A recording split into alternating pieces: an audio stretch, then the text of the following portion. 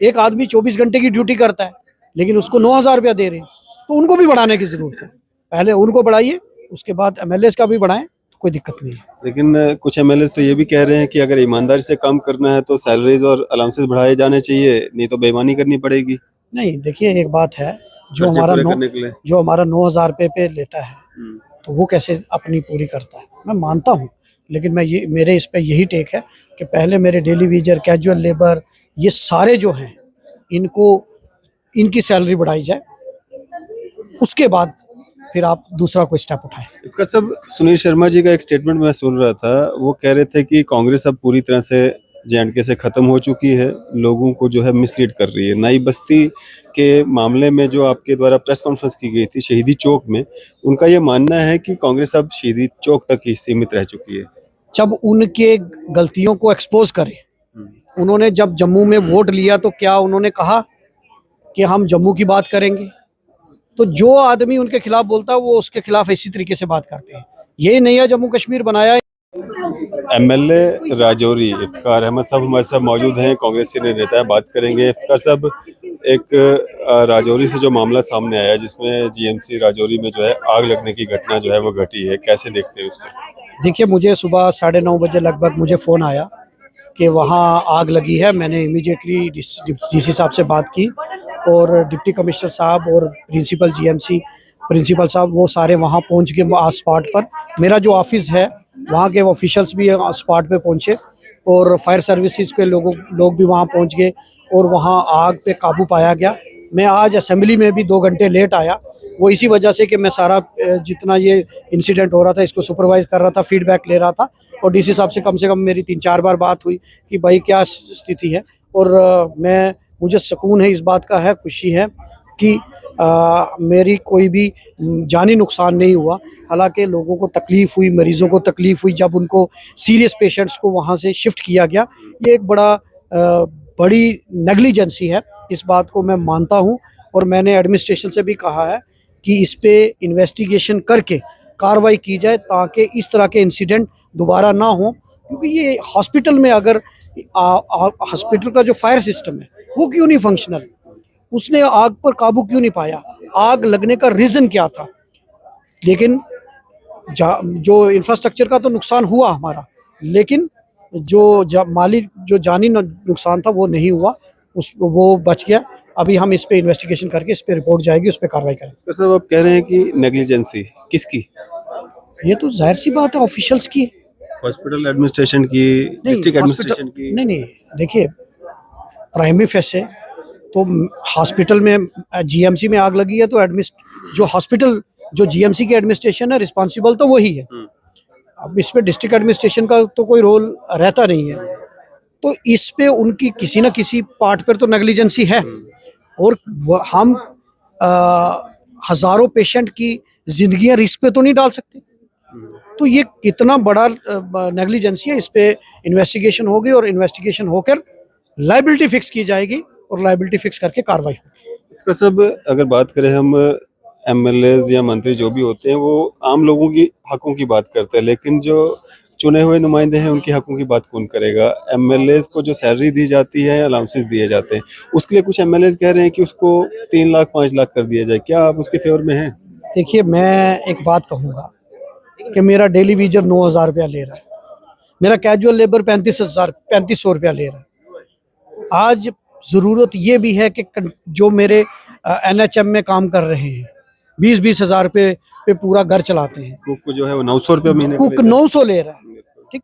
स्कूलों में जो 500-500 रुपये पे हमने खाना बनाने वाले कुक लगाए हुए, तो ये हालात ये हैं। तो मैं कहूँगा इनको पहले बढ़ाया जाए। आप पहले एमएलए हो जो ऐसी बात कर रहे हैं?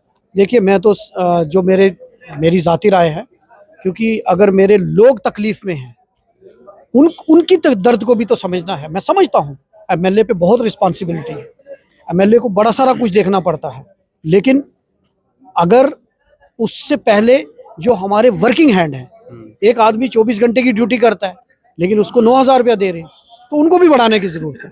पहले उनको बढ़ाइए, उसके बाद एमएलए का भी बढ़ाएं, तो कोई दिक्कत नहीं है। लेकिन कुछ एमएलए तो ये भी कह रहे हैं कि अगर ईमानदारी से काम करना है तो सैलरीज और अलाउंसेस बढ़ाए जाने चाहिए, नहीं तो बेईमानी करनी पड़ेगी। नहीं, देखिए एक बात है, जो खर्चे हमारा पूरे नौ करने के लिए। जो हमारा 9,000 रुपये पे लेता है, तो वो कैसे अपनी पूरी करता है? मैं मानता हूँ, लेकिन मेरे इस पे यही टेक है कि पहले मेरे डेली वेजर, कैजुअल लेबर, ये सारे जो हैं, इनकी सैलरी बढ़ाई जाए, उसके बाद फिर आप दूसरा कोई स्टेप उठाएं। इफ्तिकार साहब, सुनील शर्मा जी का एक स्टेटमेंट मैं सुन रहा था, वो कह रहे थे कि कांग्रेस अब पूरी तरह से J&K से खत्म हो चुकी है, लोगों को जो है मिसलीड कर रही है। नई बस्ती के मामले में जो आपके द्वारा प्रेस कॉन्फ्रेंस की गई थी शहीदी चौक में, उनका ये मानना है कि कांग्रेस अब शहीदी चौक तक ही सीमित रह चुकी है। जब उनके गलतियों को एक्सपोज करें, उन्होंने जब जम्मू में वोट लिया तो क्या उन्होंने कहा कि हम जम्मू की बात करेंगे? तो जो आदमी उनके खिलाफ बोलता है वो उसके खिलाफ इसी तरीके से बात करते हैं। ये नया जम्मू कश्मीर बनाया इन्होंने। आज दुकानदार परेशान, आज हमारी बेरोजगारी पे नंबर 1 है, हमारे रिसोर्सेज उठा के लोगों को दे दिए, हमारी स्टेट की ज़मीनें बाहर के लोगों को दे दी। तो सुनील शर्मा जी को, वो कांग्रेस लोगों की जमात है, लोगों के लिए लड़ती है और हमेशा लोगों के लिए लड़ती रहेगी। हमें सुनील शर्मा जी से सर्टिफिकेट लेने की ज़रूरत नहीं है। आप पहले ये जवाब दें जो लोगों ने आपको मैंडेट दिया। आज आप हाउस के अंदर बोलते हैं JJM का स्कैम है, तो स्कैम पिछले 7 साल में आपने क्यों नहीं बोला? आज आप डेली वेजर्स की बात करते हैं, आज कैजुअल लेबर, आज फायर सर्विसेज के लोगों पे लाठी चार्ज हुआ है। आपको शर्म आनी चाहिए, आपने एक लफ्ज नहीं उनके खिलाफ बोला। आपका LG बैठे हैं, तो आपकी पुलिस तो आपके पास है। होम मिनिस्टर क्यों ऑर्डर देते हैं कि पुलिस को जाकर मुलाजमों पे लाठी चार्ज किया जाए? तो ये शर्म की बात उनके लिए है। तो उनको कोई नैतिक अधिकार ही नहीं है कि किसी पे उंगली उठाने का। वो पहले अपने गिरबान में जान कर देखें। सर, जम्मू कश्मीर के जो मुलाजमीन हैं, कुछ एक हमसे संपर्क में थे और उनका ये कहना था कि यार 2010 के बाद एक ऑर्डर निकला कि जो भी गवर्नमेंट एम्प्लॉय है उसको अब पेंशन नहीं मिलेगी, न्यू पेंशन स्कीम जो है उन पे लागू की गई। तो MLA या मंत्री 5 साल रहने के बाद उसके बाद उसकी पेंशन शुरू, जो 35-40 साल सर्विस देता है उसकी पेंशन बंद, MLAs की पेंशन बंद होनी चाहिए। देखो बात ये है कि हम तो कहते हैं कि कांग्रेस की जहाँ जहाँ सरकार आई, उन्होंने ओल्ड पेंशन स्कीम बहाल की। हिमाचल के अंदर हमारी सरकार है, ओल्ड पेंशन स्कीम है। कर्नाटक के अंदर हमारी सरकार थी, ओल्ड पेंशन स्कीम है। हम तो कहते हैं कि ओल्ड पेंशन स्कीम होनी चाहिए, और हम इसकी वकालत करते हैं। हमने मैनिफेस्टो में भी कहा है कि ओल्ड पेंशन स्कीम होनी चाहिए, तो हम तो उसकी वकालत करते हैं कि ओल्ड पेंशन स्कीम होनी चाहिए। मुलाजमों को भी फायदा मिलना चाहिए। हाँ बिल्कुल, मुलाजम हमारे हैं, उनको फायदा मिलना चाहिए। आपकी राजौरी कॉन्स्टिट्यूंसी के ऐसे कौन से बेसिक मुद्दे होंगे जो अभी आप हाईलाइट करने जा रहे हैं? देखिए, मैं तो रोज़ ही करता हूँ। अभी टूरिज्म का मसला है, गरीबी, राशन का मसला है। मेरे तो मसले ही मसले हैं। कोई मतलब इतने मसले हैं कि मैं हर दिन बोलूँ वो मसले ख़त्म नहीं होंगे। मेरे गरीब लोग हैं, बिजली के बिल काफ़ी आ रहे हैं, मतलब रोज़गार का मसला है, स्कूल में टीचर्स नहीं हैं, हॉस्पिटल में डॉक्टर्स नहीं हैं, उसके बाद नौकरियां नहीं हैं। मतलब ये सारे मसले हैं जो मैं हाउस के अंदर उठाऊं। बीजेपी जो यहाँ पे सवाल खड़े करती है 5 महीने की सरकार पे 4 महीने कुछ दिन हुए हैं, तो क्या वो उनको अधिकार है कि वो सवाल पहले अपने 10 साल के हिसाब दें। अगर वो नया जम्मू कश्मीर बनाने वाले थे तो उन्होंने मुलाजमों के बारे में क्यों नहीं सोचा? उन्होंने हमारे लोगों को, उनको यहाँ की ज़मीनें चाहिए, लेकिन यहाँ के लोगों की सुध नहीं है। उनको यहाँ के रिसोर्सेज चाहिए। यहाँ जो पानी, बिजली पैदा होती है, यहाँ मिनरल जो पैदा होते हैं, वो उसके पीछे है। यहाँ के लोगों की बेहतरी के लिए उनके पास कोई रोड मैप नहीं है, और आज उनको नैतिक अधिकार नहीं, मैं कहूँगा चोर मचाए शोर।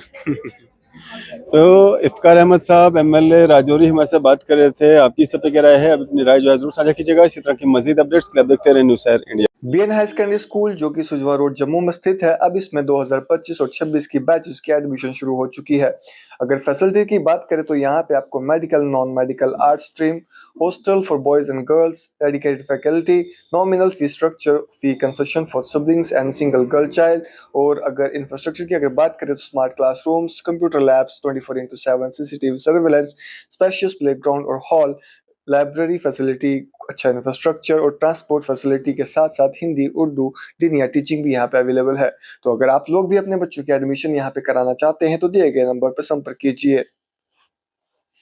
Myself Asya Shabir Wande, Principal BN Higher Secondary School, Sujwan, Jammu. This school was established 22 years ago Under the chairmanship of engineer Abdul Gani Kohli. Good morning to all of you. My name is Azimul Haq and I am the student of this school from class 12th from art stream and also I am the president of the school. मैं यहाँ पर primary से education जो है वो लेता आ रहा हूँ। Hello, myself Ulfat Jahan. I study in class 10th A.